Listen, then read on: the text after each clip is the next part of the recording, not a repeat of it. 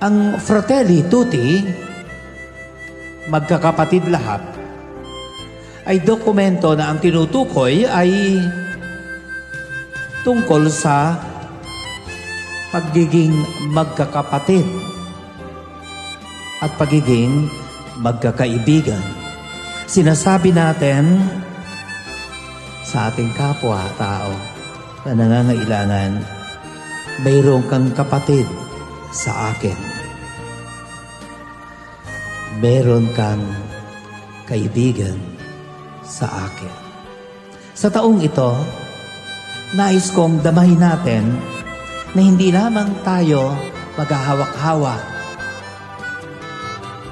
Nais kong mapakinggan natin.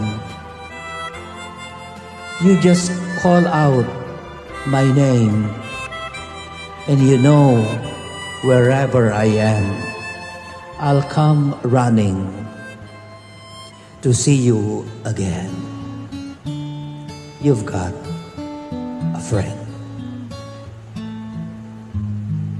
When you're down and troubled and you need a helping hand and nothing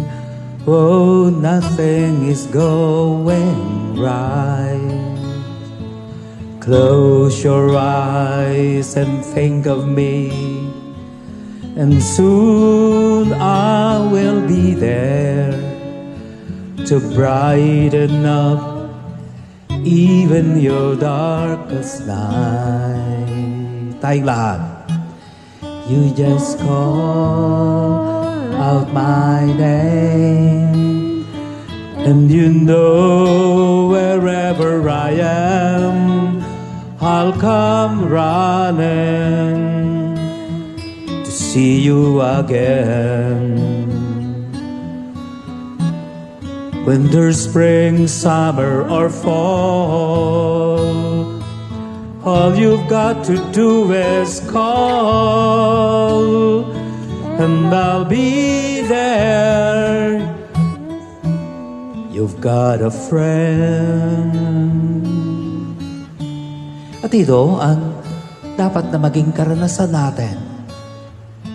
Nasa gitna ng mga tao na nangangailangan, assure them, you've got a brother, you've got a sister, you've got a friend. The needs of our brothers and sisters, they are telling us to reveal who we are. You've got a friend. At ito ang nais na ituro sa atin ng Fratelli Tutti. Magkakapatid lahat. Huwag mong ipuwera ang iyong sarili. Magkakaibigan lahat at meron tayong kaibigan sa isa't isa. Iyon ang bigyan natin ng kasiguraduhan, lalong-lalo na sa mga dukha, sa mga nangangailangan, sa mga may karamdaman.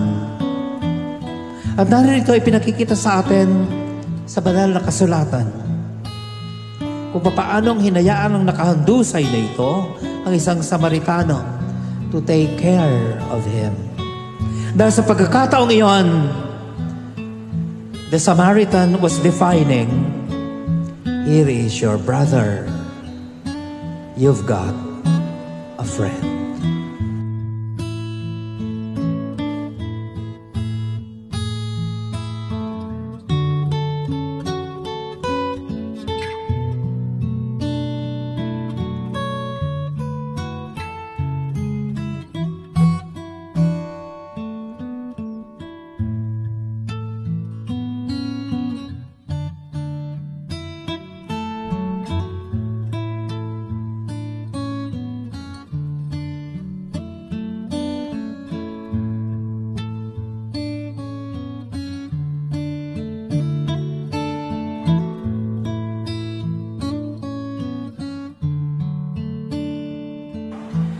Sa ating pagdiriwang, lagi tayong magmahal at dumamay sa ating kapwa.